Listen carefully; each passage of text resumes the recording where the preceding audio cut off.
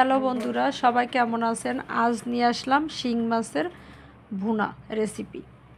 প্রথমেই প্যানে রান্নার সরিষার তেল দিয়ে তার মধ্যে একে একে দিয়ে দিব মাছ, লবণ এবং হলুদ মাখিয়ে ভেজে নিব। প্রত্যেকটা মাছ সারিবদ্ধ করে দিয়ে দিলাম। হালকাভাবে নেড়েচেড়ে এপিটুপিট ভেজে নিব, কারণ শিং মাছ বেশি ভাজলে আবার শক্ত হয়ে যাবে। তাই অল্প আঁচে হালকাভাবে ভেজে নিব। যতক্ষণ পর্যন্ত ভাজা না হয় ততক্ষণ পর্যন্ত অপেক্ষা করতে হবে।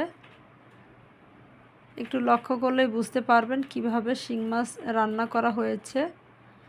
এবারে শিং মাছ ভাজা হয়ে গিয়েছে। ওই প্যানে আরেকটু রান্নার রেগুলার তেল দিয়ে তার মধ্যে দিয়ে দিলাম একটা তেজপাতা, কিছু শুকনো জিরা ফোড়ন দিয়ে একটু নেড়েচেড়ে ভেজে নিব। তারপরে দিয়ে দিলাম 1 কাপ পেঁয়াজ কুচি এবং কয়েকটি কাঁচামরিচ ফালি দিয়ে ভালো করে নেড়েচেড়ে পেঁয়াজ ভেজে নিব। আস্তে ধীরে করে পেঁয়াজ ভেজে নিব।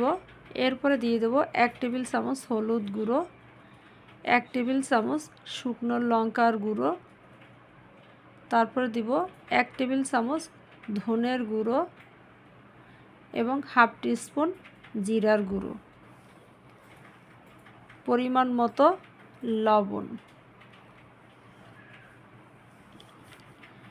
এবং 1 টেবিল চামচ রসুন বাটা, 1 টেবিল চামচ আদা বাটা দিয়ে ভালো করে নেড়েচেড়ে মশলা কষিয়ে নেব। অল্প পরিমাণে একটু জল দিয়ে দেব যাতে মশলা ভালো করে কষানো হয়।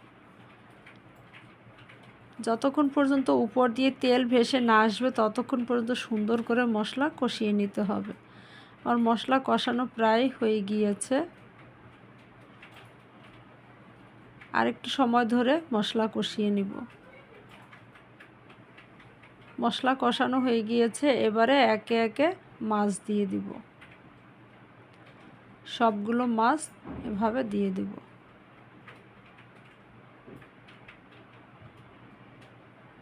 মাছ দিয়ে একটু নেড়ে চেড়ে উল্টে পাল্টে দেব। তারপরে পরিমাণ মতো দিয়ে দেব জল। পরিমাণ মতো জল দিয়ে আবার নেড়ে চেড়ে মশলার সাথে মাছ এবং জল মিশিয়ে দিব। তারপর ঢেকে দিব 5 থেকে 7 মিনিটের জন্য। ঢাকনা খুলে ফিরে আসছি। 5 থেকে 7 মিনিট পরে ফিরে আসছি। প্রায় আমার মাছ রান্না হয়ে গিয়েছে। ঝোল যার যতটুকু দরকার সে ততটুকু পরিমাণ রেখে নেবেন। বাসায় অবশ্যই তৈরি করে খাবেন, খেয়ে দেখবেন কেমন লাগে এবং খেয়ে ছোট ছোট গঠনমূলক কমেন্টস করে উৎসাহিত করবেন। এরপরে দিয়ে দেব কিছু ধনেপাতা কুচি। ধনেপাতা কুচি দিয়ে একটু ঢাকনা দিয়ে ঢেকে দেব। চুলাটা বন্ধ করে দিয়েছি।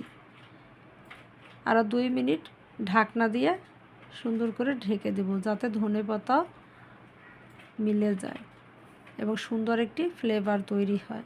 হয়ে গেল আমার মজাদার স্বাদের শিং মাছ। ভিডিওটি ভালো লাগলে অবশ্যই লাইক, শেয়ার, কমেন্টস করতে ভুলবেন না। ধন্যবাদ।